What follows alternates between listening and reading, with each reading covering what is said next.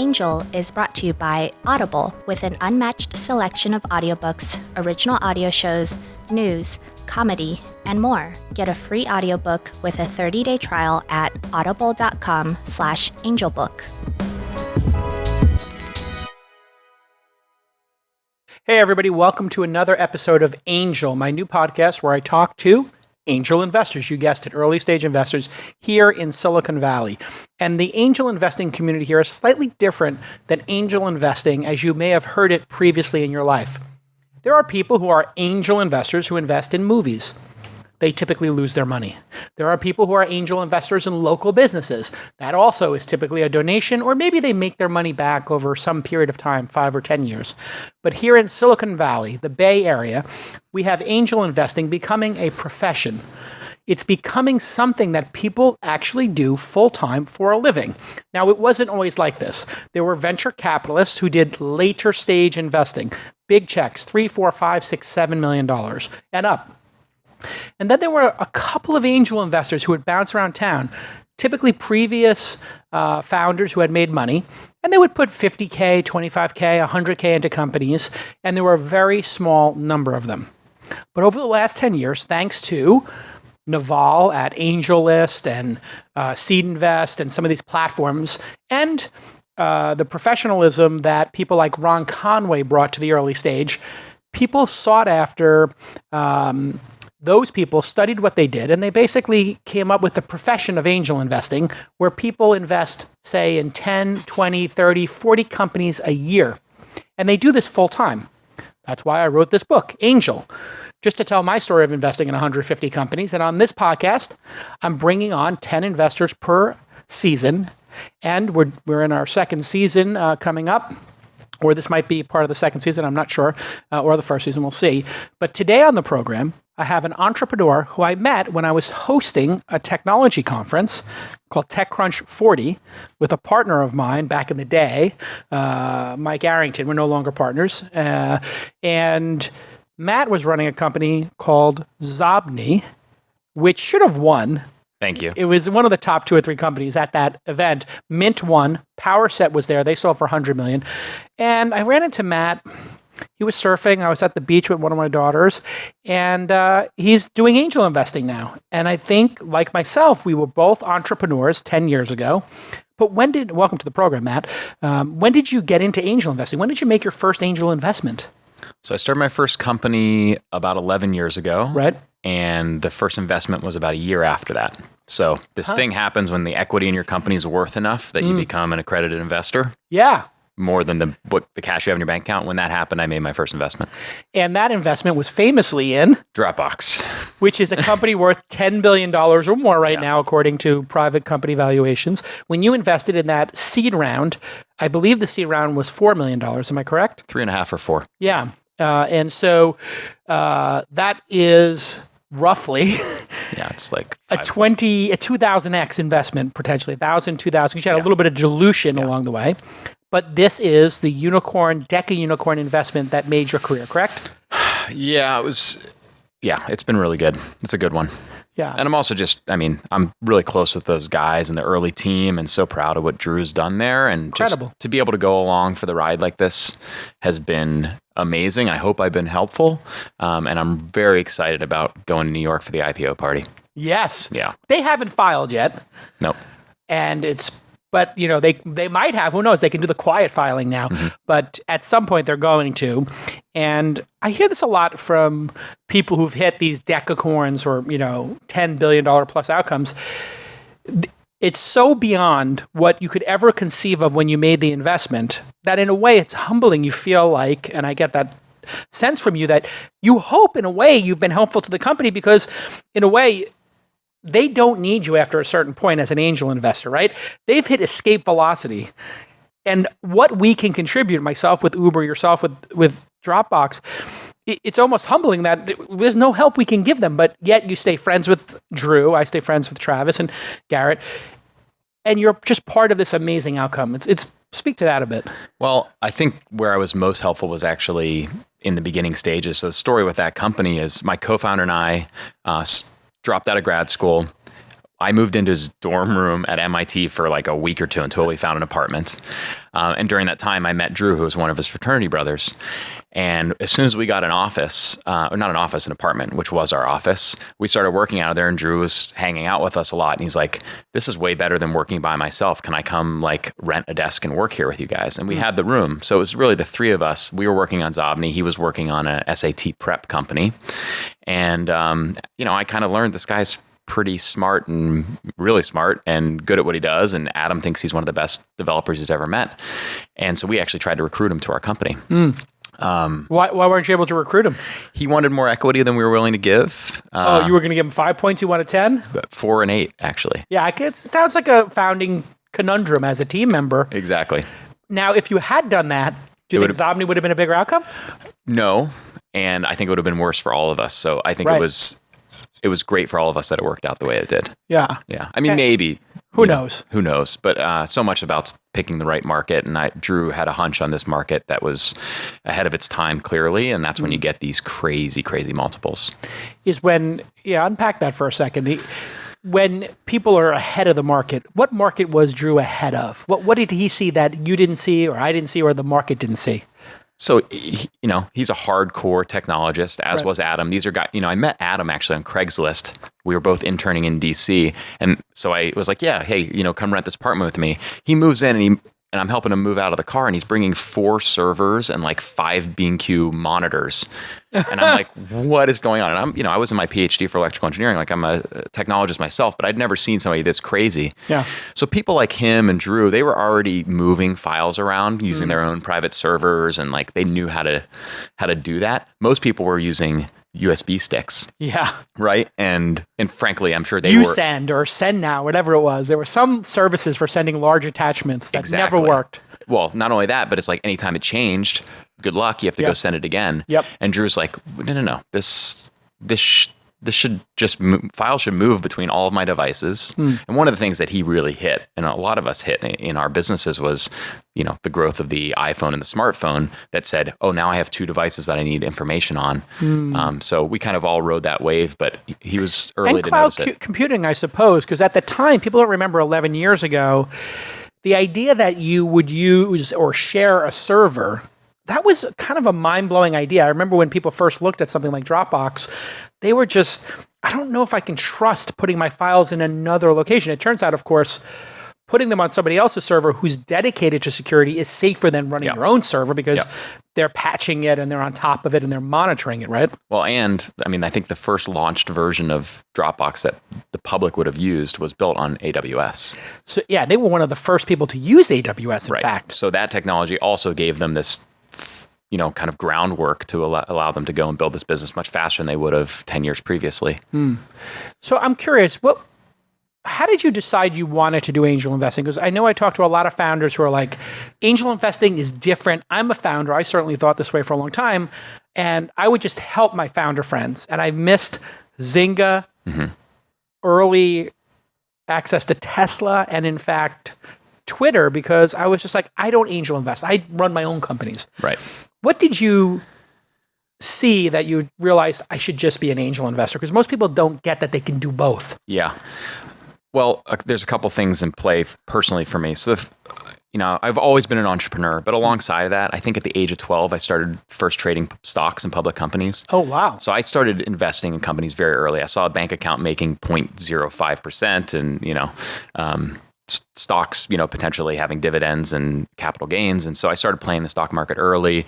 And then I was in college through kind of the .com boom. So I was buying pink slips, like over the counters, like getting into these stocks early, hearing from friends at Stanford about this Google thing and these other things that are happening. So I was always investing alongside it of being an entrepreneur. So it was kind of natural for me. What did your parents do? Parents do something that inclined you to do that? Or were you just like one of these Michael J. Fox kids who started reading the Wall Street Journal like on Family Ties or whatever? Well, my parents, my mom is the business person. My father's the technologist.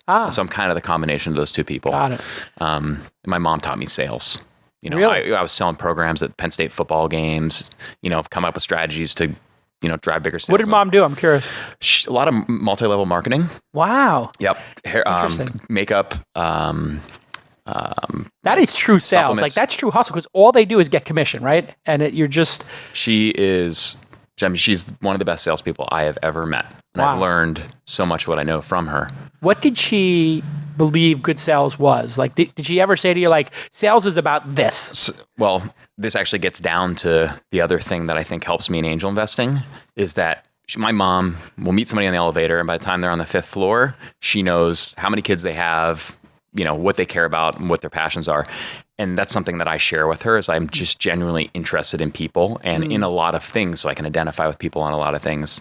I learned that from her, and I think it really helps in what I'm doing in angel investing. And frankly, it's the thing that I feel like I've been best at in building companies too, which is identifying great people.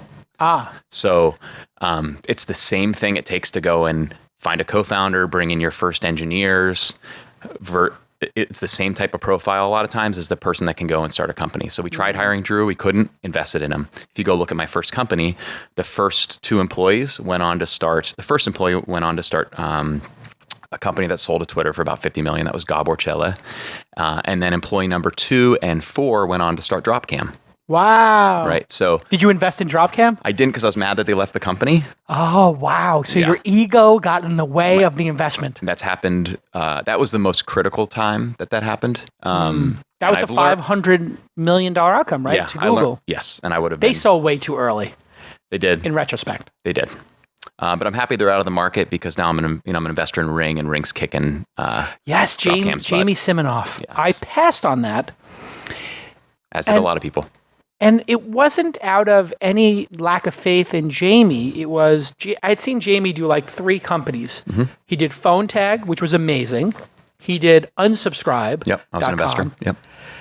And I was like, I don't know. I think Jamie just seems like a great entrepreneur, but he does these like very niche. He's just kind of like a dabbler. I don't know if he's ever going to build like a huge business. I think he's going to build these, and he had kind of said that to me. He likes to build these like $10 million businesses. So I was like, well, that kind of is the opposite of angel investing. You want to have the $10 billion outcome. Right.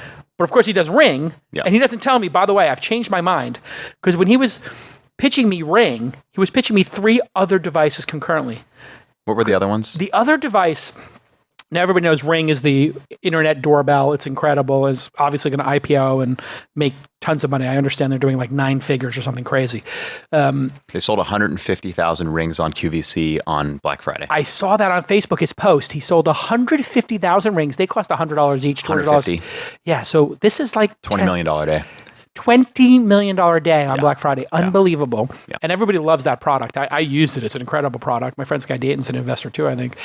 But the other product was, he was pitching me the other product, and Ring was like, he had some other name for it. Doorbot.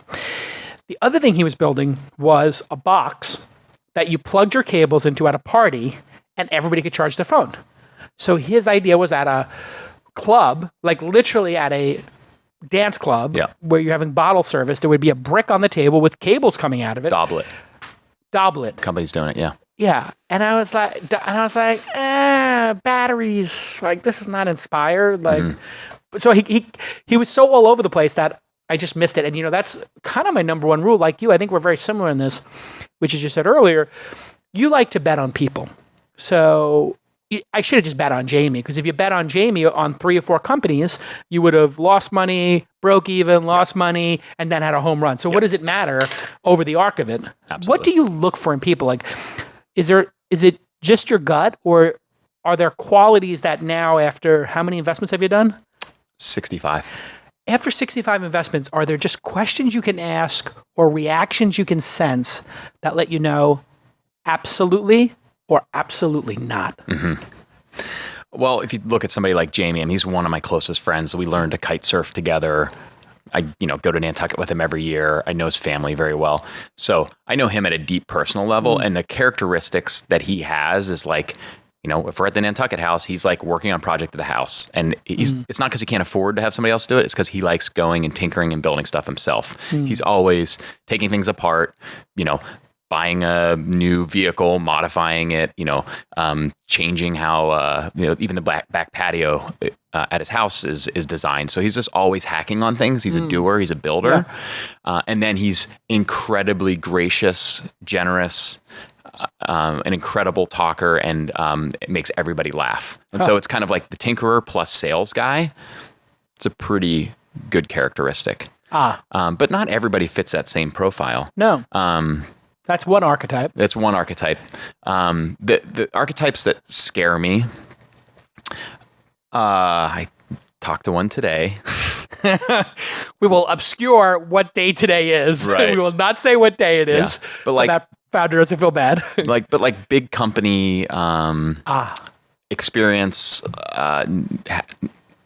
not having created many things on their own. Entrepreneurs will build things even if it's not about making money. They're going to build it because it scratches an itch, as people say. Like right now at my house, I'm hacking on tons of LED light stuff. I think it's amazing what's happening with home lighting and what you can do. And what's amazing about it? Well, I'm curious. The form factor changed. Right. So then you can put lights into new areas. Like those little ribbons and stuff like that? Also, the voltage and wattage has gone down so much that you can be more comfortable using more in certain locations. Certain types of devices that could support the load previously can now support the load. I did 3 of 4 years in PhD in electrical engineering, so I'm like a little bit further than most on this, but like even for the average person, there's so much cool stuff that you can do with this lighting now. I have a Hue hub running. I have a Insteon hub running. I have a Lutron hub running. God, it's so many different things. My phone, the collection of apps I have, I got Dropcam, Butterfly, Ring, Kivo. I got everything. Yeah. It's getting a little crazy. It does need to Nest. You got to consolidate into something. It's not for everybody, but I just like hacking on it and playing with it. And okay, so the one you don't like is the person who doesn't actually like to build anything. They're just a corporate suit kind of. Yeah, and they talk and like, oh, we're going to do that once we have money. Like this is sure you hear this all the time, angel investing. Like, oh yeah, we just need to raise this so we can get our prototype out or our beta or alpha. And I like companies that we're building our alpha. Here's the results already. Give us money so we can accelerate or so we can hire this next person. So I like people that, they're just relentlessly resourceful, to use a Paul Grahamism. Yeah. And, are really passionate about what they're doing. And people that when I talk to them, I see clarity. Clarity in communication is so important for founders because you're telling your story so many times. You're selling to employees. You're selling to vendors who normally wouldn't give an office lease to somebody like you. You're selling to investors, to partners, and the clarity of your message is so important. So I really look for good communicators. Yeah, sometimes people can't even explain what they're working on. It's incredibly frustrating when you're like, "How do you make money?" And so many times I have people list every known monetization strategy. They're like, we're going to charge for our software. We're going to be ad-based. We're going to sell our data. And then we're going to have subscriptions.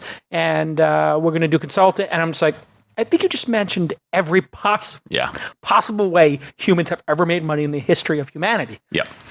But let's talk about doers versus talkers. Is there ever an instance where somebody could not be a builder and you would want to invest? Like these people who say, and I groaned because I get it a lot too, which is, if you give me money, I will spend your money. But if you don't give me money, I'm not going to build anything. I'm going to sit here paralyzed. Mm-hmm. Like, is there ever an instance where somebody's not a builder and you would want to invest? I'm trying to think. I don't, it's just not the archetype of people that I hang out with and it's not, I'm more of the builder and the doer. And so I feel like I'm more comfortable understanding the powers of people that are more like me and the people that I've spent time with. So there might be some businesses that are, there's, private equity. What happens in private equity, I think, is incredibly interesting with large dollar values. And, they're piecing together what other people have built, people identifying what other people have built, and changing how it's sold or how it's paired up with other things or how it's consolidated.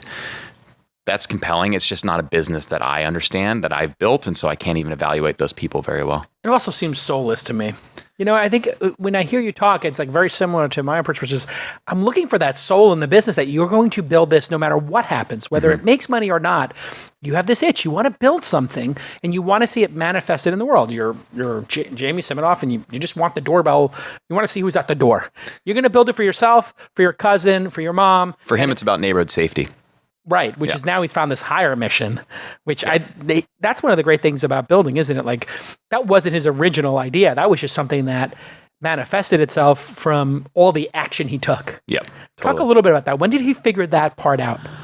I don't know when I think it was pretty early, frankly. Yeah. He's, if your house can feel like it's always home, that you're always home, then you feel more secure about knowing what's going on around that place. I know there's many instances, he's married, has a 8-year-old boy. Yep. He feels better that his wife can know they're in the backyard, somebody's at the front door, and if it's somebody that looks, like they should be worried about it or not.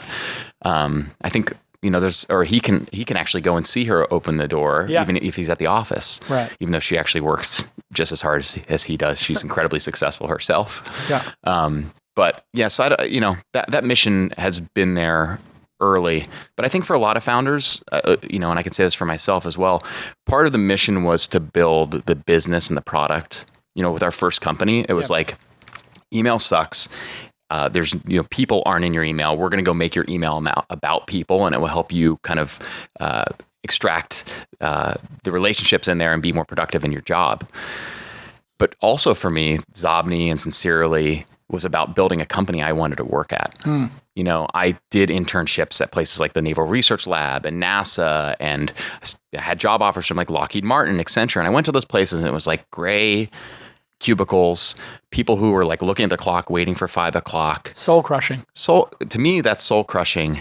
And I wanted to work somewhere where people didn't look at the clock, were there because they really wanted to be there, and maybe even sacrificed, some economic upside to go and be around a bunch of people that were doing the best work of their lives. And for a lot of entrepreneurs, I think that can be just as much about the mission, and then the product and the business. If you have great, smart people working around a problem space that's important, I think given enough time, you're going to tease out those businesses. All right, let me get some blocking and tackling questions in here about angel investing. I get the idea, and I think the audience does now, of what you look for, and it's very confirming, which is great. But how do you value these companies at an early stage, and how does valuation, if at all, play into you making a decision? If a founder comes out of YC and they say, I want an uncapped node, which was kind of like, 2 years ago, the trend. Now it seems to have come back down to earth. Do you even think $4 million for Dropbox I paid 11 years ago, and now these people want $15 million and they're not Drew? Does it irk you, or do you even think about the valuation, or just think, I love this company, I got to be involved, I'm going to let the valuation fall wherever it lands? How does it work? Yeah. Today. So I don't do uncapped notes. Never have. Why? Because I don't know what I'm buying. Right. I've been an investor for a long time. I want to know what I'm buying. A lot of these companies, when they're early stage, and I've met somebody who's maybe this is their first company and they're incredible, I look at it as like an investment in their career. And I think, paying $3, $4, $5, $6 million for an incredible founder, especially if there's two founders, one of whom's technical, and I'm paying to just go get an option on their career for $5 million, that is a deal. That's a fascinating way to look at it. So you're saying, these people are impressive. They're going to be great in their lives. It's pretty much are good at reading people, so they're going to have a great career. Yeah. And if I invest at $5 million, that's a good price. And hey, it gives me the ability to invest in their next 2 or 3 companies as well, because I will have been an early supporter. Yes, and that's happened. I mean, Jamie, I invested in Unsubscribe. I think I got my money back. Yeah. And then I invested. It's kind of like getting a single by getting hit by the ball, right? Like you get on base, but it was kind of ugly. Like he just kind of got out. He saved it, but yeah. The other thing that happened, you're well aware of this. But the other thing that happens with these incredibly talented people is they're worth so much, and they're not proven yet because they haven't worked at the big company or whatever. So they go and they build a company for a while, and then they're incredibly marketable as a small powerhouse team to a Google or a Facebook or whatever. And so in that case, you're getting often a piece of, like, if the company fails, of their signing bonus. Right. Which is a weird thing that happens here, but the acqui-hire, but it, and this is not where you make your big money. No. But it is a great way to not lose money and to build those, back those early people, build those relationships. How do you deal with losing? Because at the stage that you and I invest, which is the earliest rounds when they're just got their product to market. Maybe they got a prototype MVP, minimum viable product. A lot of your investments are going to fail. Out of the 65, I'm assuming more than half will fail, 2/3 will fail, return zero. How do you deal with that influx of losing? Well, there's a little aside here. Yeah. I like tax. I like thinking about taxes. And so a lot of times losses, I'm kind of like, oh, that's like a great capital loss that I can write down. And so I actually, some of them they really don't bother me actually, because it's like, oh, I can write those off against gains. I just hope that they line up during a calendar year. Right.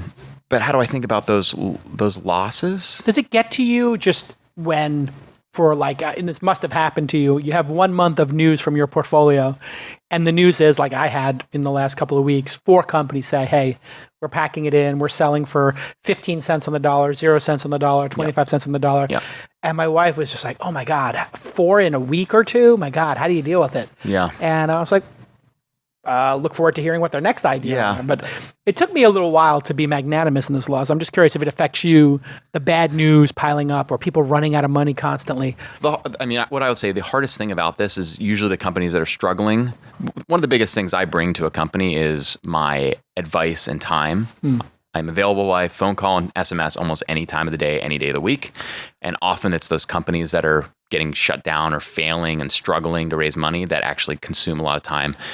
And that's the only downside, is that you have to kind of like make sure to be helpful because you love these people, but not spend all of your time on that, because it's kind of like the employee that's not working, and you spend all your time trying to manage them to be a higher performer, where instead, if you just spent that time on your highest performers, your business would be doing better. Right. So it's the same type of thing. I'd say that's the hardest part about the losses. Yeah. So the losses take up the time. Drew's not calling saying, oh my God, we need help with Dropbox. My God, we're struggling. But There's been those times, but there have been times, I'm sure. Yeah. I mean, I'm sure with Uber, there were times Travis and I had critical discussions about surge pricing or other things in the early days that were important discussions to have. Yeah. But now it's like, like they're not calling, but the people who are calling, it's like, oh my God, I really have to walk this founder. Yeah. I tell people it's like hospice care sometimes. Like sometimes I feel like I'm running a hospice because the whole day is for people who their companies are slowly dying. Yep. And they have to accept the death of the company. And if you're an involved enough angel and advisor, I think you can often tell them, if you're close enough with them, that the company's going to die before they know it, before they will admit it. For sure. And this is some of the, I've sold businesses at the right time because good friends that were investors and just good friends lifted my head up from working my ass off. Yeah. To realize that, hey, now's the time to sell. And so I just did that with another one of my companies, 3 months before he realized it was the right thing to do. And we put some things in motion that looked like if they're going to move to an outcome where people are going to make some money. Right. And it's annoying quality founders have sometimes. They run the gas tank to zero and then they call their angels and say like, we're out of money. It's like, could we have talked about this 3 months ago? This is why I like monthly updates. Oh, you and I. And companies that aren't sending them or stop sending them, that's always the signal. That they're dying. Or 1 out of 100 times it's Dropbox or Uber. They're doing so well that they don't feel the need to. That's true. So they take a year off of updates. That's true. It is the exception. Yeah. But then the other thing is, whether it's me or somebody else, and I always ask founders about this, do you have somebody that's a former entrepreneur that's very close to you that you trust, that is going to keep a pulse on this business and is going to look out for hurdles ahead of you before you see them? Because when your head's down working on these businesses, you're thinking about like, how do I move that cost of my acquisition from $7 to $6? And really the thing you should be thinking about is like, oh my gosh, this market's changing and it's like about to get swept out from underneath my feet. Yeah. Sometimes it's like you're a fighter pilot and like, you should be looking at the sky in front of you, but you're looking down at the speed or, you're tweaking something on the control board and you're not looking up at the big picture and realizing there's a storm ahead of you. You might be flying into a storm. All right. Yeah. Another blocking and tackling question. Total addressable market. This is a big thing. You go to an average demo day, whether it's YCs or others, it seems everybody is obsessed with the TAM, total addressable market. And you hear people screaming it at the top of their lungs. This is a $15 $15 trillion total addressable market. Do you even care about that? Does that even come into your thinking that you're going to do some analysis of the market at this early stage? I actually do some analysis of it. The things that I look at, I want to be more, I hear about so many businesses and so many industries. I'm an investor in a de-icing technology company. A de-icing, Right. like on planes. Like on planes, instead of using chemicals that take 45 minutes and make executives late to their meetings And smell. and are bad for the environment, to have integrated technology into the wing that can actually do this instead. Interesting MIT lab company. I had no idea about the de-icing market and how many dollars are spent on that. And that was important for me to understand, to just think oh yeah, somebody NetJets could pay this company, $20, $30 million a year. It is a very big cost. It's multi-billion dollars, this industry. So I do look at that just so I'm educated about the market I'm investing in. And then the other thing I look at is what other big businesses are in the space. So who has made money in this space? What's their kind of average contract value? What part of the market are they selling to? And then the magic stuff, the place where we all win, is whenever you identify something that's small, that's going to be big. Right. So that's the market. That's there's something changing. There's a fever pitch beginning, but it's a small part of the market, but it's going to represent the future. It's when the market actually doesn't exist. There's not a comparable. So when you look at something like Airbnb, on the margins, they're competing with hotels, but in many ways, they're bigger than the hotel business because they've induced people to travel more. Right. But in that case, HomeAway were they already public? HomeAway, VRBO, and HomeAway. I think VRBO existed. Yeah. Vacation rental by owner. Yeah. Which was for homes, not rooms, generally. Right. Bad user experience, et cetera. Yeah, it was like a legacy Web 1.0 business that some of us used to rent homes instead of for families, but it wasn't for travelers, or certainly not business travelers, or people who were going to hostels or staying on friends' couches. Yeah. I think ride sharing in a way also, because you see ride sharing now is bigger in a lot of markets than the taxi business. Yes. So that means that an analysis of Uber and Lyft and Sidecar and some of those early players could never have been accurate because the market had not yet manifested itself with people going full Uber and no longer owning a car. I don't think it's about actually saying the market's 1 billion or 10 billion or 100 billion. It's just understanding that it's big. Moving people around in a city is a big deal. Yeah. And there's maybe different ways to approach that. And if a company has a good idea around that, and there's really smart founders going after it, that's a cool pool to be playing in. Yeah. I think that was very interesting. At some point I read somebody analyzed the ride-sharing market, and they were including miles traveled on public transportation, as well as Hertz Rent-A-Car and those kind of services. And I was like, oh, wow, I didn't consider those companies. And they were just looking at miles moved by humans. Yep. Independent of a bus, a Hertz, a carpool, whatever, livery cab, gypsy cab, dollar cab, whatever. And we're getting a new wave of transportation companies. This is something I'm personally very passionate about. I'm working a lot on trying to transform our cities towards more active transport. Yeah. What does that mean, active transport? Walking, biking, Boost boards. Boosted boards. Are you in Boost boards? I'm not. That was a company I looked at. I had them on the program. I was like, I'm fascinated by Boost boards because I see adults zipping around at 15 miles per hour on skateboards. I think they're a little bit dangerous and hard to use for the average person. Yes. What I'm more excited about is hubless bike share. I'm an investor in Spin. Hubless bike share. Explain what that is. Hubless bike share is a bike that locks to itself. You unlock with an app, and they're dispersed all across the city. So this is... So lock them to a lamppost or whatever. You don't lock... They lock to themselves. I used it first in China. I used Ofo and Mobike there. Oh, right. You can just... You put it out anywhere, lean it up against the wall, basically. Yeah, sidewalk, etc. Hopefully now cities are adapting and turning over car storage spots to be bike storage spots.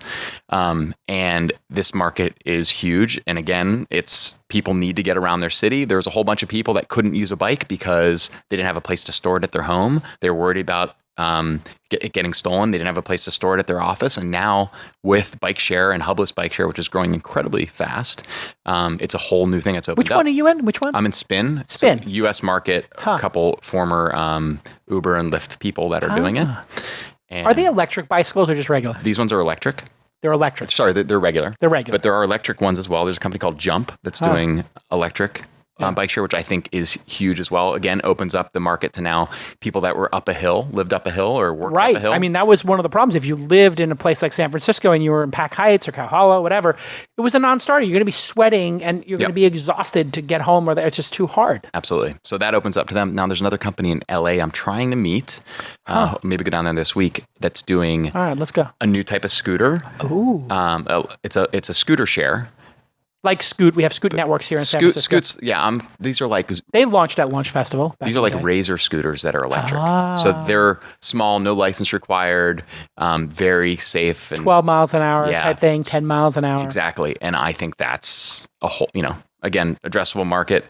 People need to get around cities. More people are living in cities around the world. But when you look at this is something that only a small number of people participate in now. So you have to, as an investor, imagine a world where there's mass adoption or much more adoption, correct? Oh, for sure. How do you do that? You just take a leap of faith, or? I mean, a lot of it has to do with cost, right? Like once these things become really cheap, people use them more. One of the reasons people are using more Ubers than taxis is because they're a lot cheaper. Yes. They're more convenient and they're more cheap. Same thing with these types of technologies. What enabled them? It's the fact that the batteries have gotten really cheap. And now, so Teslas and cell phones are driving the price of electric scooters absolutely. And whatnot. China's supply chain and the fact that these Chinese companies have brought so much capital in the market on bike share, the cost of producing a bicycle has gone down dramatically. Just, like we've produced more bicycles now in the last... I just noticed it from when I was at Burning Man that everybody's making their own electric bicycles. So there's this battery pack that you can add to any bicycle. Yep. And instead of buying the $2,000 e-bike that has it integrated, people buy like $150 Walmart bike. Yep. And they have this like $250 gigantic battery that you can slide in and out. And they hack together a $500 bike that after 2 or 3 Burning Mans is destroyed, but you're basically paying whatever it winds up being, $20 a day to have an electric bike at Burning Man that can zip around. Yeah. You don't need an electric bike at Burning Man, but it's flat. You know what?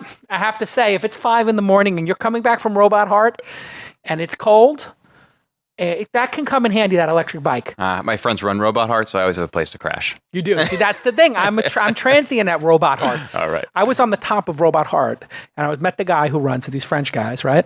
Yeah, there's a couple people Anyway, involved. the French guy's being very kind to me. I was with somebody who's notable, and we're hanging out, and he's like, oh, come up onto the top of the thing. So we go on the top of the thing. He's like, oh, you can climb on the heart. And they looked at it, and I was like... Usually let beautiful women do that. Yeah, exactly. Well, anyway, I was included. I think my sarong may have put me in that category. Okay. This sarong was so right. And let me just tell you that. I mean, and so I said to the guy, I said, you could climb on that heart. I am not climbing on that. I mean, I was like right next to the heart, but I was like, I'm not climbing on that because that looks like it's about 40 feet up. And there were some people in it, and I was like, that seems I know safety third is the motto at Burning Man, but that just felt dangerous. You've been in that heart? I've been next to it. I have not been in it. See, I think that's the right judgment call. Yeah. I think it's the right. You didn't have a sarong. Yeah. I'll loan you one. I have extra. All right. All right. When we get back from this quick break, we're going to do a quick portfolio review. Okay. I'm going to run through some of your companies. You tell me what you love about them. And I see right here, 15.5, you're an advisor to. It's a company I love when we get back on Angel the Podcast.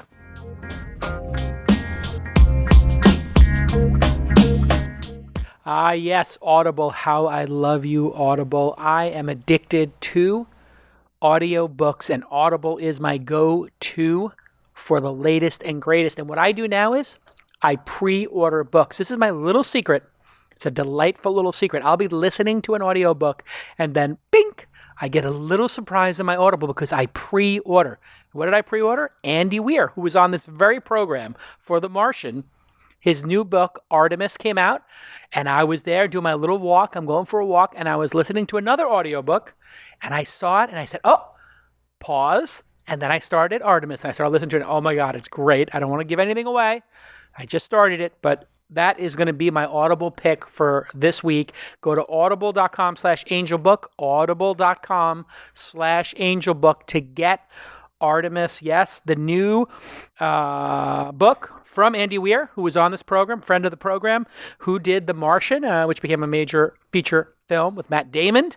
Also, I think that was nominated for some Academy Awards and stuff like that. But anyway, you know all about Audible. I do not have to repeat it to you. But when you listen to these audiobooks, my God, what a joyful experience. One of the things you can do, you miss something and you say, wait a second, did I really grok that? And you can just hit the rewind, 30 seconds, and listen to that minute again. Even if it's some very poetic in a piece of fiction or something very complex in a piece of nonfiction, I always like to hit that rewind key. I use it liberally. And now they have a car driving mode, which makes a beautiful, I could show it to you here, but you hold on my phone, but it's a beautiful big interface for when you're driving so you can be safe. This is one of the delightful things about the team at Audible. They're always adding new features. Of course, you know about the sleep timer. Of course, you know about chapters. Of course, you know about clipping and changing the speed from 1 to 1.25 to 1.5. And, you have to, in my mind, you have to listen to one chapter of the person's voice at 1.0. And then if you should go up 1.25 for somebody who is a fast talker, or 1.5 if they're an incredibly slow talker. So I also use WhisperSync. This is an amazing thing. I'm listening to a new book, some fiction. I don't want to mention the name of it right now because it's not a recommendation. But anyway, I wanted to try reading it while listening to it. And I did that with the WhisperSync, and man, does it really increase retention. So if you've got a challenging book and you really want to have that knowledge sink in, and you're not driving or walking, I was sitting by the fire. I put some of that almond wood on the fire, and I sat there in my fireplace. I had the day off. My family was out doing some stuff, and I had a nice 6-hour window, and I sat there reading and listening at the same time by the fire. It was delightful. So go ahead and get your 30-day free trial membership and download my book of the week by going to audible.com/angelbook, audible.com/angelbook. Please go and do this and show your support for Audible, because they support independent media like this, and they've been one of my longest running supporters, and it really means a lot to me to have such a great brand with such a great product in my life and supporting everything I do. Thank you so much to the team at Audible for making a great product. All right, let's get back to this amazing episode.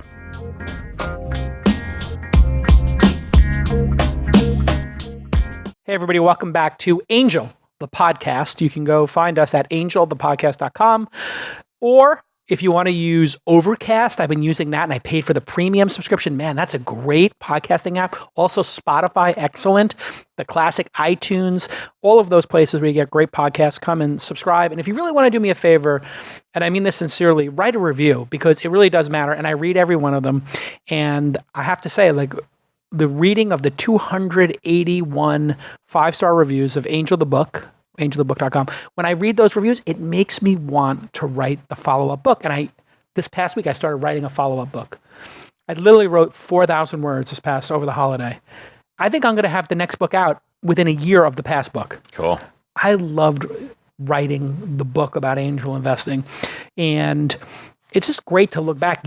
You're 60 and plus investments in. Mm-hmm. It's great to look back. Do you take any time to look back on your portfolio, or do you try to just keep moving forward?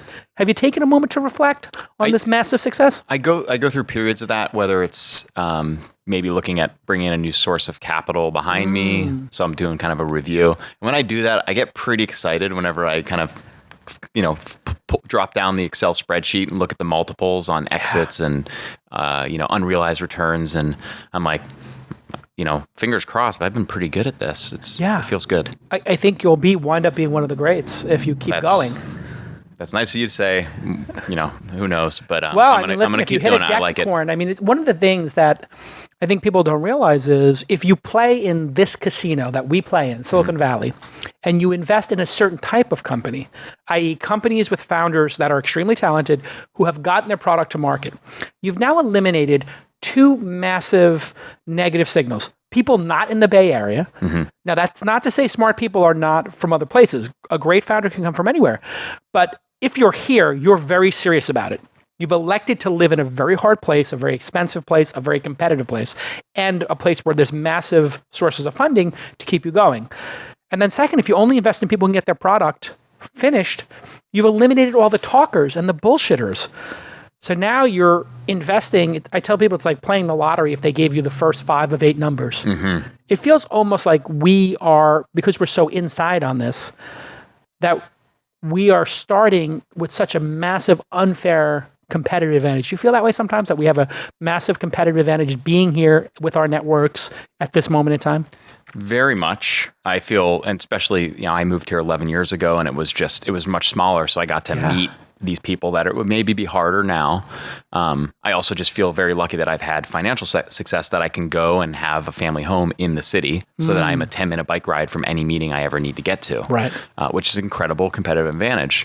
It's important to be here. It is very important to be here. I do worry about our costs because I really don't want it to just be people that can afford the most expensive places. So I really do advocate for us to build more housing. So that, oh my God, YIMBY. Yes, we need to. But in a way, having moved here, and I moved here 3 years ago, I was for the last 10 years commuting from LA. There are so many places within, let's call it an hour drive, that I almost feel like people are not very creative in their thinking. Like, you could start a company in Pacifica. You could start a company out in, I don't know, Walnut Creek. Mm-hmm. And you could take the BART in and make any meeting within 45 minutes. Yeah. Why are people so focused on living only in San Francisco? Like, when I lived in New York City, we had this hustler approach that anywhere on the New York City transit system was fair game. So if you lived out in Flatbush, East Flatbush, or the Rockaways, you were in the city. You could get to the city. You could get to a club. You could get to the Limelight, in a taxi for $20. Good. Yeah. It seems people are not very creative here. I think part of it is a growing desire for a more kind of walkable human habitat. Right. And frankly, once you leave the core of San Francisco, it dissolves to car first life. That's true. And so I think there are a lot of people that move here, especially from other countries, like they come from Europe or even China, and they're like, I don't have a driver's license, right? And I don't want to spend 40 minutes in a car getting places. And frankly, our public transportation is nowhere near what New York has. It's a disaster. It's a disaster. The other thing is, I don't think it's as much about being at the clubs, but it is about those spontaneous interactions where you run into somebody at the coffee shop, you run into somebody at the party, and to be able to hit all of those things and just intersect with people randomly, it makes you more authentic and part of the community than if you were just, driving in from, I don't know, pick a place. Yeah. So you think Oakland's going to tip where like we could see people HQ there? Oakland feels so close. Oakland is pretty tipped already. There's really good people living there. I mean, and it is a good urban environment. We need to do a lot of work to make it better. It's got highways plowed through it from the 60s. So weird. We had them here too. That just the earthquakes didn't take theirs down. Right. So we need to. Yeah, they took the Embarcadero. People forget was an elevated highway. Central Freeway. Yeah. And it made our city much worse. So we had it in Manhattan too. The West Side Highway was an elevated highway and we knocked it down and we made this beautiful park. The West Side Highway is now gorgeous in Manhattan. Do you like Washington Square Park? Because Robert Moses tried to put a highway through there and ruin that park. So. Oakland is divided on some of those factors, and that hurt. Their fabric's not as good as San Francisco's, but their proximity and the fact that it is more of a good urban environment than, say, Pacifica, I think it has a ton of potential. Yeah, I know a lot of good people living. I just love that ferry commute. I think that the ferry commute is so underrated that we should just go full ferry around the Bay Area. Like you could go down past the airport, East Palo Alto. If we popped a ferry, I don't know if you could through the sludge there or whatever, but there's talk of this. And I spent some time with Bay Area developers. There is a regulated limit on ferry crossings and amount of ferries, so it's kind of like the taxi industry right now, where it's like only a few companies have permits and. Bullshit. Let's crack this. I know. This would be the big open. We got to find a company. Okay, if there's a founder watching, this is a request for startup. Okay. Matt and I are a request for startup. And by the way, you can follow Matt on Twitter, Brezina, Brezina, Matt Brezina, and he's Brezina on Twitter. Request for startup. Some Uber X Lyft line of the Bay. Mm-hmm. Literally the Bay, the water. Yeah. God, it'd be incredible. Yeah. Because I thought about this. I was talking to some people who live up in Tiburon. Yeah. And some of them have docks. And I was like, wait a second. I was when I was down in the British Virgin Islands, they had these like boats with 4 engines on the back, and they could zip, zip, zip. And I was like, wait a second. I have a friend that does it. This sounds like it could take 10 minutes to get from Tiburon to South Beach. Yeah. South Beach. Is that what it takes? 10, 15 minutes? Yeah. So this person, your friend, who will shall remain nameless, does he have like a Scorpion or one of these like high-speed boats? Yes, it was a former America's Cup boat. And he Like just chase zips. Zips. Zip, zip, zip. That's what Zips. I want. Now imagine if that could fit 8 people and it could zip, zip, zip. Yeah, I'd want it to be more efficient. The gases. Yeah, just the consumption of... Why don't they have electric motors on these with batteries? We need to be getting there. Yeah. Do they exist? Do electric boats exist? There are nothing high speed that I've seen, but yeah. All right. Paging Elon Musk. Yeah. Let's do a quick review here. Dropbox we talked about.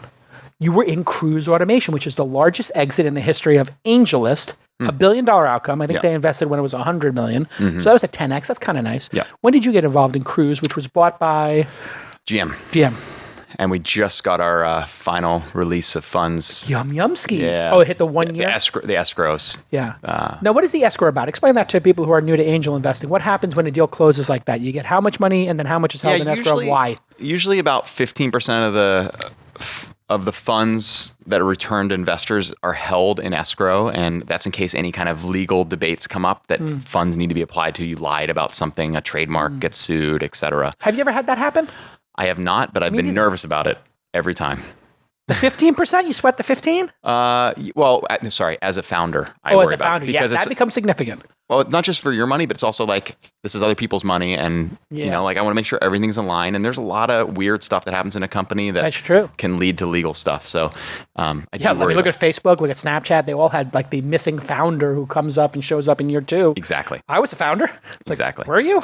Because I don't see any of your name's not on any of this paperwork. So if we talk about Cruise, you know, I met Kyle when he was recruited onto the Justin.tv team. So we all lived in the same building in North Beach in San Francisco. And this zany, smart electrical engineering kid from MIT came out and was like, yeah, I'm going to build the Justin.tv headset. And incredibly smart, technically talented guy. I mean, really, really smart. And so when he was starting, you know, they built that company. Then he was CTO of Twitch, which sold for $1 billion as well. He went out and started this new company. And I said, if there's anybody on this planet that's made to go and build this company, it's Kyle. So it's just another relationship. Yeah. And he came to me for the first round. That worked out. But I did not invest in the first round because... What was that, a $20 million round, $10 million? 10. Oh. Because... 100x. Because I did not like the first business. Which was? An adaptation, like a retrofit to an Audi. So you had I remember that, yeah. Yeah. So you had to have this Audi, and I went to like all the, you know, demos, and I was supportive of them, even not being an investor. Introduced them to their first VP of engineering. But I just did not like that business. And then whenever I, you know, was hanging out with them and they were talking about, hey, we're going to switch, we're going to be the Uber of autonomous. I was like, ding. Yeah. How do I get in? Yeah. And they're like, yeah, we just did this round with, you know, Spark and stuff. Like, we can get you in on that. So, zip. So I got in there, and so Spark Capital out of Boston. It's interesting because it does seem to me to be another leak in your angel investing game, which I had as well, which was we both agree that you're investing in people. Yet, the people who left you, you had an anger or resentment that they left your company, so you didn't invest in Dropcam. Yeah. And then here, you believe in this person, but you yourself tried to figure out if you personally like the Audi thing, and you denied your number one rule, which is my number one rule, which is people, people, people. Yeah. Have you fixed that leak in your game 60 investments in? Yeah. I mean, that was one of the big ones that I learned it on. Yeah. See, I learned that too when I didn't do Twitter or Zynga, because I was good friends with Evan Williams and good friends with Mark Pincus.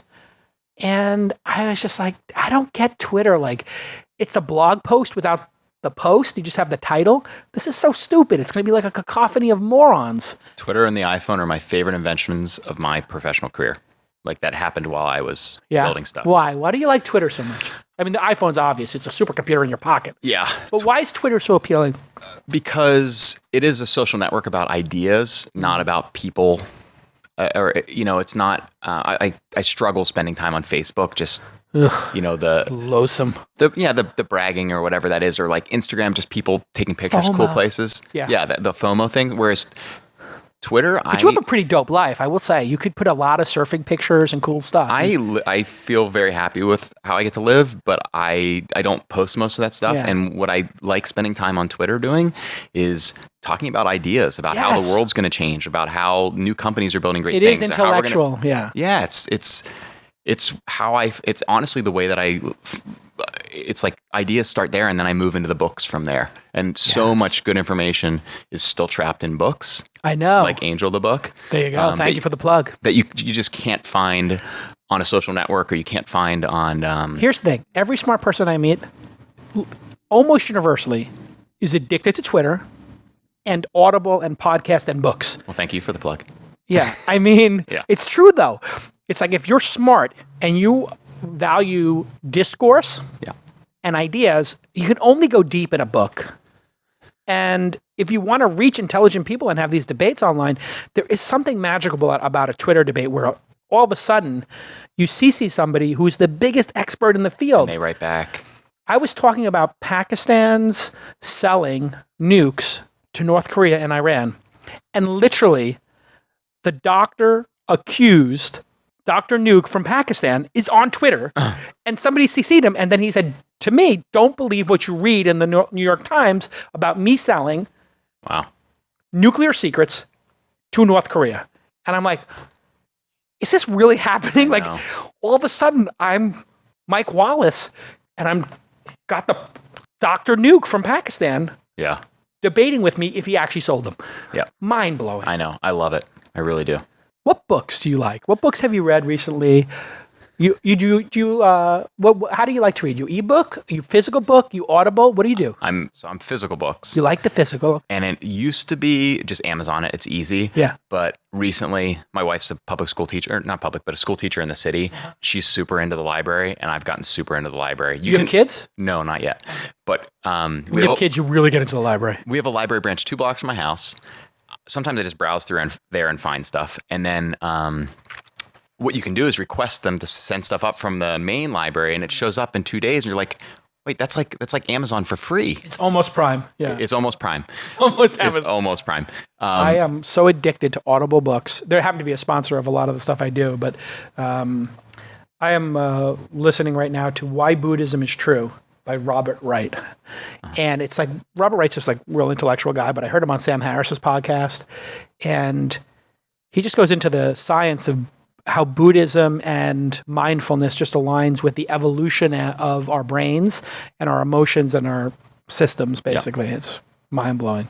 The book that I was reading this week is the biography of Jane Jacobs, the great urban thinker. Yeah. And it's called Eyes on the Street. Eyes on the Street. And it's been... What was his claim to fame? Her. What was her claim to fame? She was the first person that looked at urban planning and kind of said we should look at how people socially use space, not just how the space looks from 10,000 feet, on kind of a physical model. And was there some insight she had, like that we should do this type of structure? Oh, so she basically had 4 principles. I'll have to try to remember them, but one is that we should mix uses. So this idea of like people live here but then work over there is broken. Of course. When did she get that? She was ahead of the curve. 1962 is when she wrote the book. Wow. Yeah. She's one of my heroes. So why is that? Because she did this in 1962 as a woman.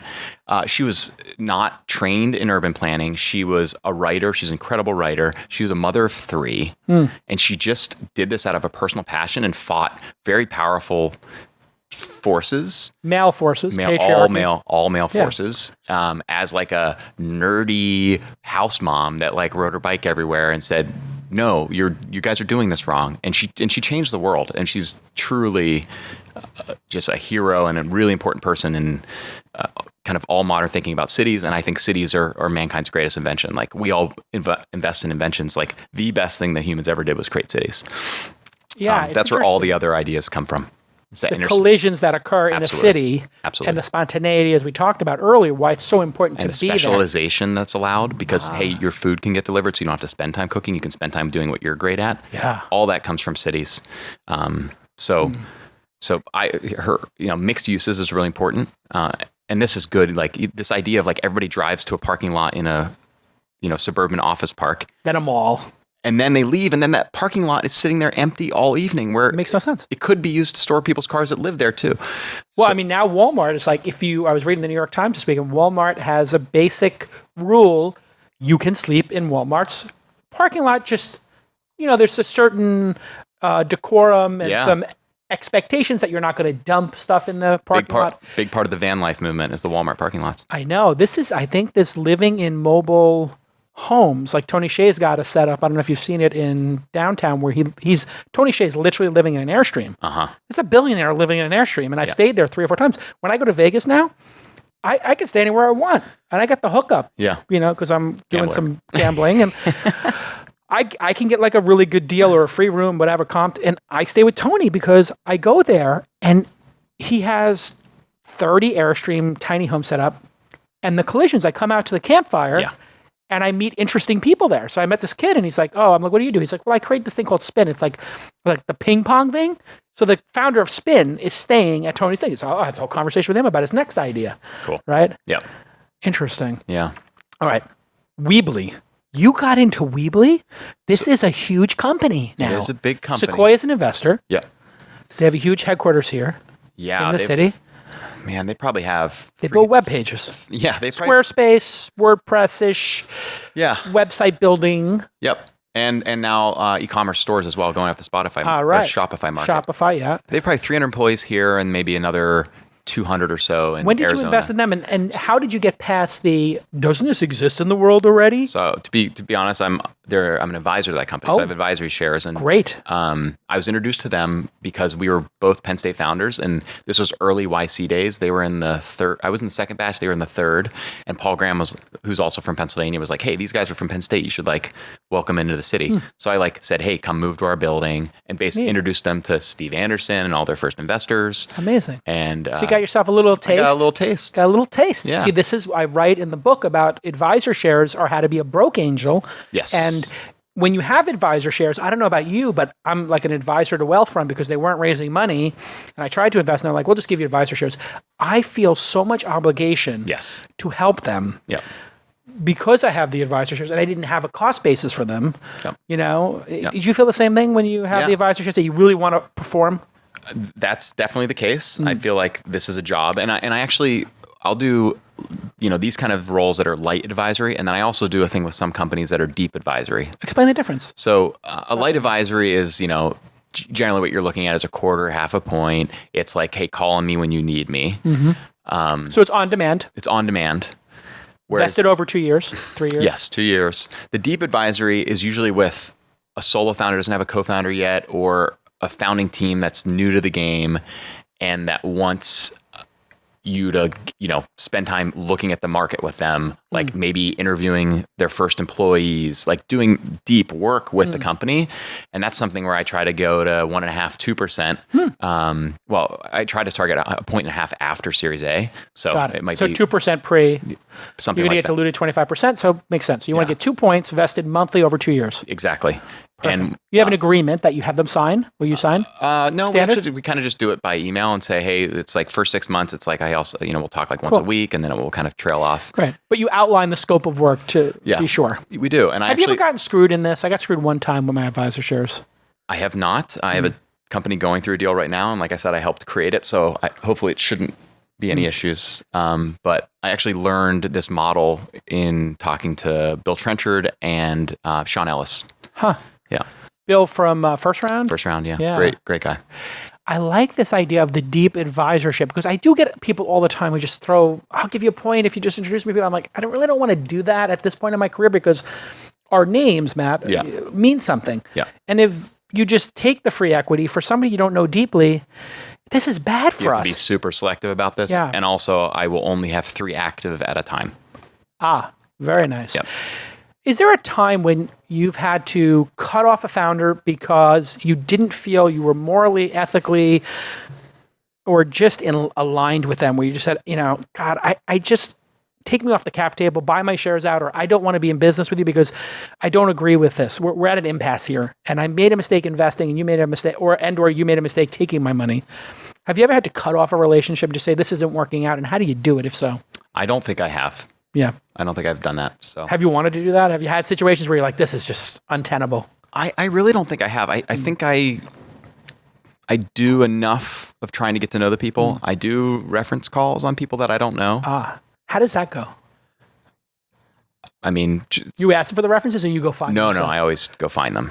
Yeah. What are there's a word for that. There's a word for it. It's like independent, either cold or it's a word for it. I can't remember the word for it. But I used it in references. I used it in companies all the time. It's just like a real quick thing. Often I try to get 10 minutes on the phone with somebody who's worked with this person before. Call. What are they like? And that really filters down somebody who might have had a shiny veneer, but like is dangerous underneath. And I think that's helped me. I've only had it happen twice. Yeah, you've also done more deals than me, so. Yeah, I and both times I was just like, one time was somebody who came to the incubator, and my own team was like, we don't know about this person, and I was like, let's take a risk. Sometimes talented people can have a little bit of an edge. Yes, you don't want to. So you don't want to disqualify somebody because they're a little cantankerous or have sharp elbows. Yeah. Sometimes that's a strength, isn't it? Yes. The spectrum can come out, and a lot of great founders are on it. Yeah, it is interesting, isn't it, the spectrum? Mm-hmm. And when we say spectrum, Asperger's and/or just being an a-hole, right? Like there's two different things. There are people who have a lack of social grace or ability to interact on a human basis, like you and I specialize in. Right. But then you have people who are just high extroverts who are a-holes. Yeah, or pricks. Those you don't ever fucking touch. Right. The other people can seem like, they don't really care about people. You're like, you don't understand. They're not thinking about people right now. Right. They're thinking about efficiency of time. Right. And it's not intentional. It's not intentional. Which is really the thing. There are people who intentionally hurt or screw other people. Yeah. And who are mean to other people with intent. And then you have people who are just, they might literally have Asperger's and not be able to look somebody in the eye and know that they hurt their feelings. I don't think the assholes get very far in this town. No. It's not, you run into it in kind of corporate America ladder. You get a lot of it in politics. Why do you think that is? Why does it not last here?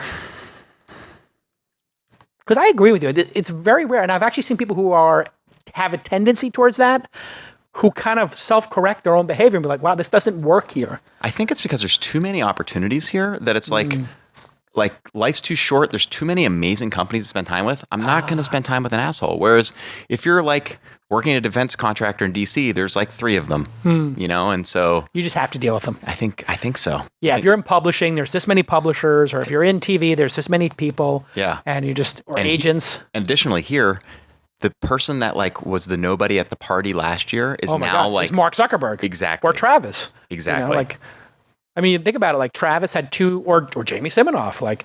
People were like, oh, Jamie Siminoff, the guy with the battery packs, or the unsubscribe me that everybody got their money back at 1X, Yeah. 15.5. You and I are both in this great company. What do you love about David's company? Well, I love David. Right. He's great, huh? He is an amazing person. Special founder. Yes. And again, this is the thing that you and I both look for. He's built things in the past, and some of them have been weird, like building a kite surfing tour business in South America. That's not normal. No. That's not unique. It's unique. I actually met him on the beach kite surfing. I got up for the first time. Nice. I got up for 7 seconds at recently. Necker. Oh. Yeah, this year. Okay, cool. And I have to say, it was one of the peak experiences of my life. Nice. Literally, that feeling when you start bouncing along the water. Yeah. I'm getting tingles just thinking about it. It was, wow. So I was on the water there when Obama was learning last year. Oh my goodness. Yeah. And threw him a mahalo. And when he was going by the boat. Yeah, it was pretty cool. But he got up too. He did. Yeah. He's a good athlete. It is such a peak experience. It's something about you have to control the kite and have complete mastery of that, and then also master this board. Yeah. And then you have to put them both together. And this is where, when it clicks and you finally put the two together, it's unlike snowboarding where you're just trying to get up on the board and not fall. Here you're trying to get up on the board, but you have to master that kite. Yeah. And then you add waves into it. Yeah, I didn't get to that point. And this whole time, you're not using an engine. It's all natural. You're harnessing the natural energy, which I think is so beautiful. It is. It's so peak experience. You can do it in the Bay, can't you? I hear that Alameda is the place to do it if you're learning. It's a place to learn, yeah. I do it all over the Bay Area and the world, frankly. How long did it take you to get consistently good at it? Oh, man. probably 6 years. Wow. Yeah. And still now it's like, oh, here's all the ways Because that I suck. I did 2 sets of it at Necker for like a day and a half each time, and both times the wind dies. Yeah. So I'm like, I'm on day 3.5, and a day 3.5, and I got up. Yeah. But I haven't gotten like 5 days in a row. That's what you need. Where do I do that? What's the best place for me to do that? Turks and Caicos is really good for that. The Outer Banks is a really good place to do that. And the Baja Peninsula, La Ventana, Los Barriles, that kind of the Cia Cortez side is really good. But back to David, I met him kiting, and one of the things that I like about something like kiting or doing these types of things with entrepreneurs, surfing, snowboarding, biking, is getting people out of the mindset of just talking about business. Yeah. And then seeing how they talk about other things. And you can see and find people's passions and their determination. Another great founder, Shelby Clark, I met him kite surfing. What's this company? He started relay rides, now called Turo. Yeah, relay rides. Very big business. Yeah. What's it called now? Turo. Explain to me what they do. Turo is Hertz Rent-A-Car, but where the cars are owned by individuals. So you just rent out your car. Like Get Around, I guess. There's a couple of them in that category. Yeah. Now, they've positioned themselves more as like longer duration in rentals, and the person like comes and picks you up. So I use it. I really like it when I have to get a car. But he's just like an incredibly determined guy that was just going for it on the beach in Maui, and I was just like, wow, like what an impressive Grit. person. Resilience. Yeah, and so you see that, and that's what I saw with David, and then this mission of what they're doing, and when I used it at my company of trying to change the performance review, so it's not this once a year thing, but like every week you're getting this input from your employees, from your team about what they're struggling with, what they want to accomplish, how they feel like they're going on their career trajectory, that one-on-one type of stuff, and giving them a new channel to do it. Not everybody communicates the best in person. That's the key. I think that's the key. When they can sit down and write it. Yeah. And as a manager, it makes your one-on-ones can be shorter and more effective. Basically, you ask people 3 or 4 questions a week. Yep. Takes them 15 minutes to write it, and it takes the manager 5 minutes to review it. 15, 5. Yeah. 15 to write, 5 to review. But I found it was incredible when I had a 100-person company going, when Mahalo, before it was Inside, had 100 people. I literally had somebody at one point write, I hate being here every day. I want to do documentary films. I don't know why I'm here. Like literally they wrote that in a box to their manager. Yeah. And we talked to them next week. We're like, can we help you find that job or do it? Like, and so, I just don't want to be in an office every day. I just don't like this. Yeah. And we're like, great. Want to be a freelancer? And they wound up becoming a freelance video editor for us. And they were one of those people who doesn't want to get up in the morning and commute. Yeah. And we wound up having a more productive relationship with the same employee because they would never say that face to face. I think you'll find the most productive, highly functioning companies will be using something like 15.5 if they're not already. It's just a much better way, especially in a world where people are changing jobs every couple years and people are looking to grow outside of and learn outside of school in a constantly learning type of modern economy.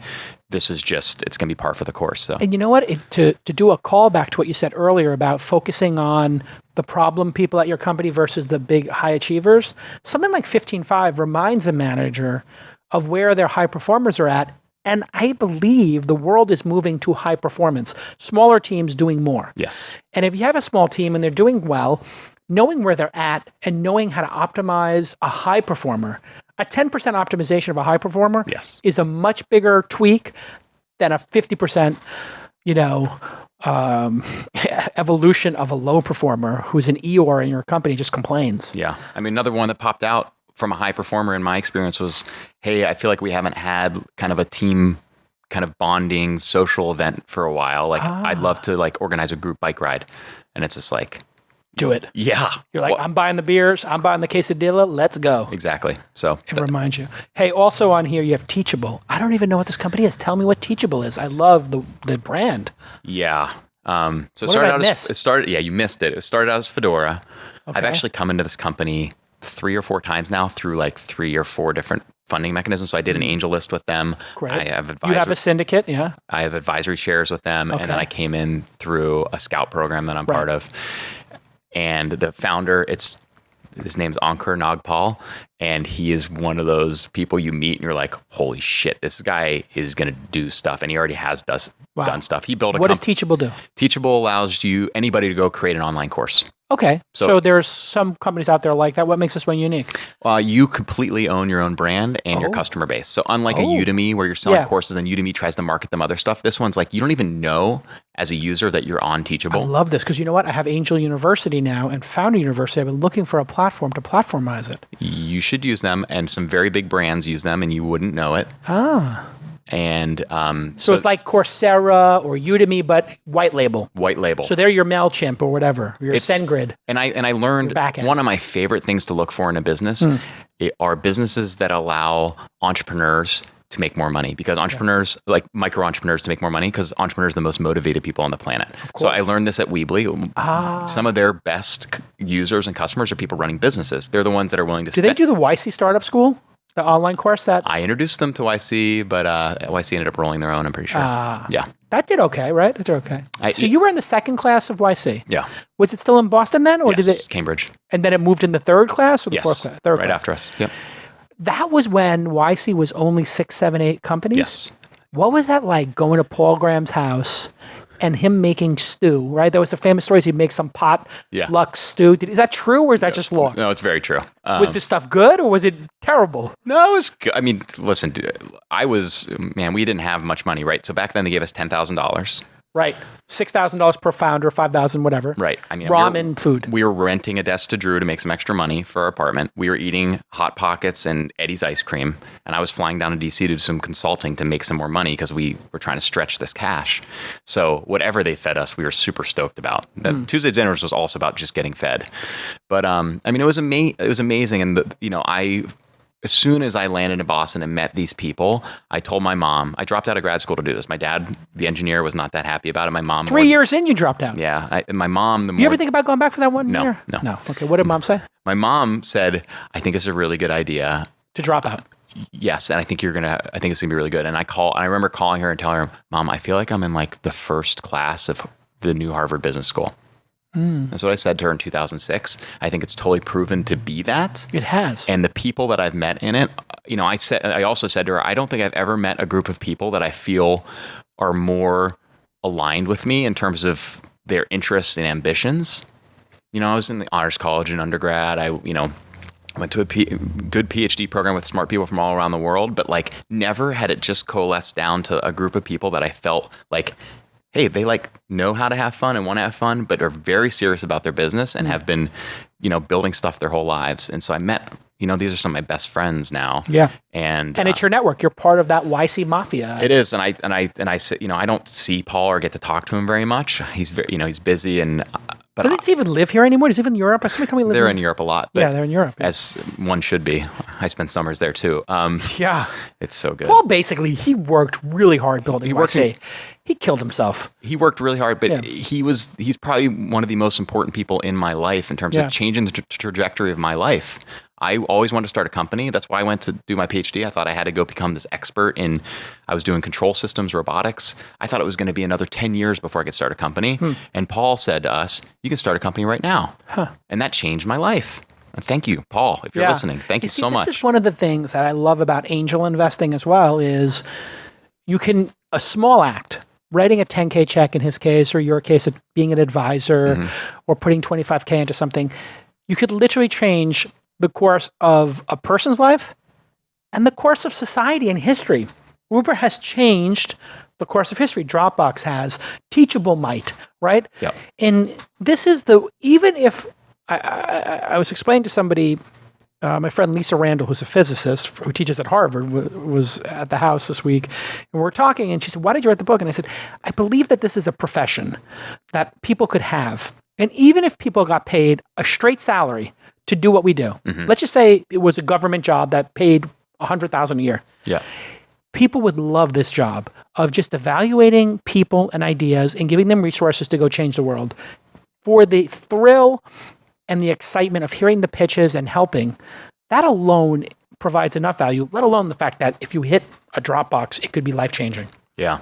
I kind of don't think it will ever be done well as a government job, though.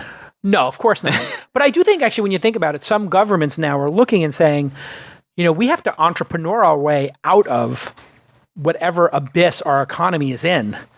And for governments to be, if a government gave Y Combinator $1 billion and said, for the next 10 years, we'll give you $100 million a year to invest in 200 companies, 500,000 each, just to get Germany, China, India, Pakistan, Sri Lanka, pick the country, ahead of everybody else.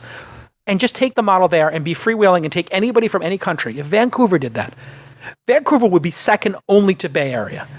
And what's $1 billion to a modern government? Right. Nothing. Well, yeah, and there have been big pushes around this in Paris. They've done what? Paris? I forget the total funding sources, but like Station F and what they're doing there, I think it's they've been making a very big push, and they have had some good success. And companies there, Chile did that, at a kind of very high government level. So yeah, what I was going to say is it's a little hard to just pick a random person who's like looking for a job to go do this as a job. You know? You have to have the. I mean, like the only reason I get into deals is because people are like, "Oh, you've done this before. You've built a company before. You can tell me the things that the landmines I'm going to step on before I step on them."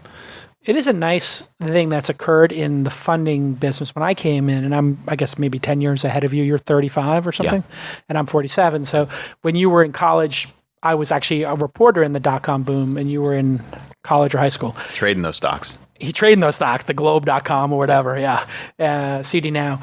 And what was interesting is, I think, when I started, all the investors were the fraternity brothers of other Harvard, Stanford, whatever, MBAs. Mm-hmm. It was just literally like if you had an MBA, you could come out of MBA, become an associate, you just go up this, and then eventually become a principal and whatever, then be a partner. And there was like now almost every company's like, are you a journalist who covered the space and like you're MG Siegler or Ohm Malik and you're a top of the stack journalist with a really brilliant mind, like Kara Swisher, they've been trying to get to be a VC for a while now, I understand, and you have a great network. Or did you operate a company and do growth at that company like Josh at Greylock or whoever? It's actually a really nice turn of events that the operators are now the investors. Well, it's because founders like me and others realized that the investors that were the most helpful, if I go think back, he wasn't on my board, but who was, other than Paul, who was the investor that was most helpful? Josh Koppelman. Yeah. It's because he's built great companies. He's first round, Yeah. I mean, he built half.com, I believe. Yeah, and he took a company public like right out of undergrad too. Yeah. I mean, he knows where the bodies are buried. And the first institutional investor in Uber too, right? I introduced them to him. Yeah. At the Open Angel Forum. Yeah. They were there. It's pretty crazy. Yeah. Matt, we could talk for hours. And in fact, we've talked for an hour and a half. Oh, wow. We're not supposed to go this long on Angel the podcast, but we have. Matt, this has been great. Thank you for being candid. And it's just wonderful to have met you when you were doing Zobni. And then we both share this passion for investing. And we have to do more deals together. Do you take cold pitches from people? Do people email you cold pitches, or is it all trusted referrals? I see some cold pitches. Yeah. Any a cold pitch ever result in you advising Y Combinator to accept somebody, or you investing? Can you remember that, a cold pitch? I can't remember that happening necessarily, but I bet it has. But I won't just see a cold pitch and then refer to YC. Like I will meet and dig into the company and the people first. So it's certainly possible for a cold pitch to get a meeting with you. If you're asking for people listening, they can hit me up on Twitter, and I'd love to meet more founders. What's your kill zone? What's the spot where you love to engage a company in terms of the product life? Yeah, is it pre-product market? Is it right when they have the MVP but haven't launched it? Right after they launched it? Is there like a window? A Goldilocks zone? I mean, I usually do best when it's people been hacking on an idea and like have something they can show, and it might not even be what they end up launching, and they usually have a co-founder. Got it. So co-founders, good signal. Why is that an important signal? A technical co-founder. Well, for technical co-founder, especially because they're going to keep building stuff even when they don't have money. This is Paul Graham's signature innovation, I believe. Yeah, it is. He had no money, So out of necessity, he only invested, this is what I understand, you can correct me if I'm wrong, but he only invested in people who could build because he knew he didn't have the money to continue funding them, and he knew at some point they would run out of money, so the business would still be making forward progress when they ran out of money. Somebody can go work on Reddit for 4 hours every evening after their day job.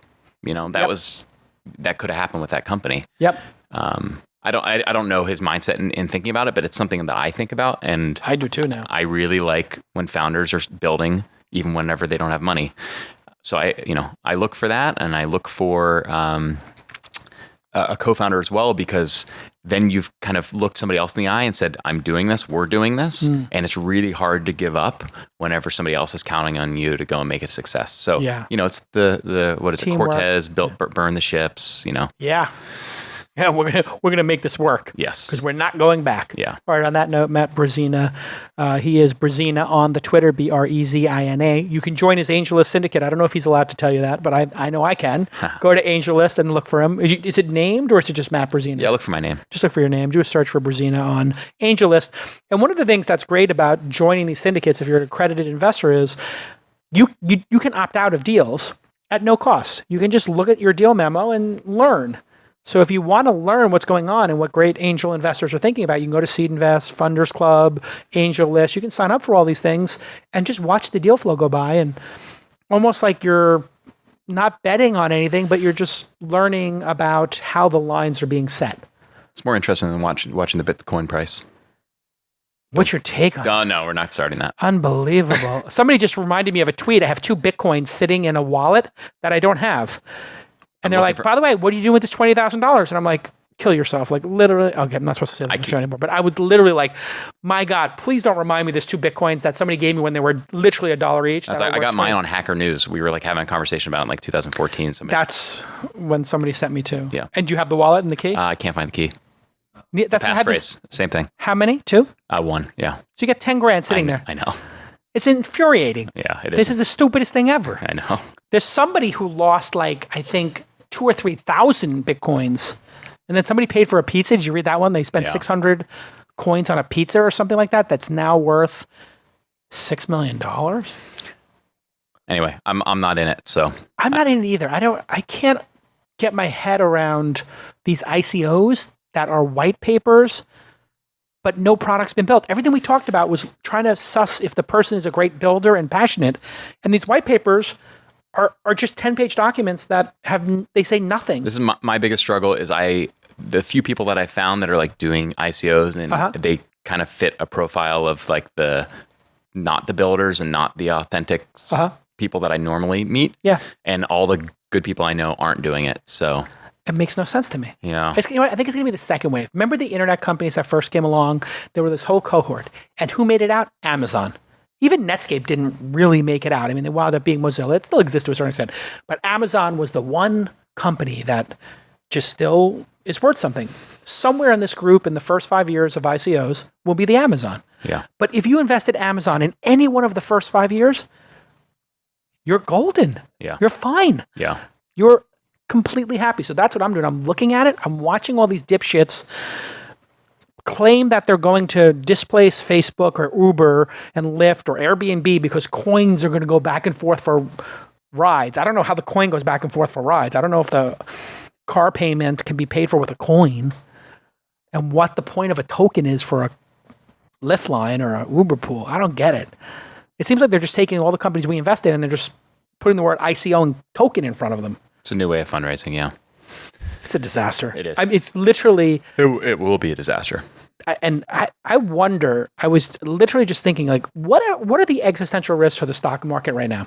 Okay, Trump starting a war, which could be good. Them passing their tax reform. Perhaps the tax reform could create... Either way, it'll be bad. If it doesn't pass, the market will go down because it's bought into it. If it does pass, it's actually not good for our economy. So people are going to get all these tax breaks, and I don't know that that's going to start anything. Like rich people getting tax breaks, what does it do for America? It's companies which will pass down to rich people in dividends and stuff, which is good. But then it's they don't spend it. And also the biggest some of the biggest parts of our economy are in these states that are now going to have these huge tax hits from it. Our real estate market here, New York, et cetera. So it's crazy. Either way, I think it's downside. So then could the ICO market, which I understand is mostly overseas money, I don't know if that's true or not. I don't know. Because nobody really knows their buyer in this case. But if Bitcoin runs up to $50,000, and if institutional funds are now chasing this with FOMA, and they start putting money in at this moment, because they think 10,000 is going to equal a $1 million Bitcoin, and they want to get 100x, right? That's what they're thinking. We missed out on the 100x from $100 to 10,000. We're going to get the 10,000 to $1 million run up. Okay, so it runs up to $200,000 a coin, and then there's a hacking event or a run on a bank, and everybody tries to sell their coins at once. And somebody put in money from a CalPERS or a retirement, right, or an endowment or something. If it's big enough, I think is it like 300 billion right now, like total? Yeah. So we just have to watch the total dollar value and see if when it gets to a point that it's large enough to disrupt the entire economy, kind of like the housing market, which is like trillions. Yeah. That one can really do it, but. And whose money? 300 billion is pretty big already. That's true. Yeah. I don't know if this is money from China or, Venezuela, and it's, Putin's money or Saudi Arabia's money that's pumping this up, and people are washing money through it. Yeah. That's the other thing that concerns me is whose money who are you making money for here? And if, I don't know, something like 80% of the coins are owned by 5% of the wallets, or some really weird, God bless you, number. And if that's the case, wouldn't manipulation be super easy to do when you had that consolidation of the tokens in a smaller number? Right, making the market. They're making the market. Yeah. And nobody knows. And the Chinese government or Chinese hackers or the majority of the miners, like, that seems to me to be dangerous. All right, this week in Who the Hell Knows? I mean, it's one of the things when you're an angel investor where it's like, what's your crypto strategy? And I'm like, I don't know. Yeah. I don't know what my strategy is. Yeah, same answer for me. No, who knows? Yeah. I do like the idea of a coin for my next fund. If I was going to do a next fund, if I had on the front, if there was a coin where LPs could trade their interest between each other and So it it becomes was more approved, liquid, yeah. that could kind of be, I could see that being very interesting for there's a people financial who need to move, interest, they get divorced, or they have a life event, they just want to get out of this fund and into another, or your fund hits Dropbox and everybody says, oh, I want a Dropbox exposure. This fund is 90% Dropbox. Is a proxy for buying Dropbox, or in my case, Uber and Thumbtack and DataStax. Okay. Matt Brezina is at Brezina on the Twitter. He is an exceptional angel investor and somebody you would be lucky to have on your cap table if you're a founder. And thank you so much for sharing your lessons. Thank you for having me. We'll see you all next time. Bye-bye.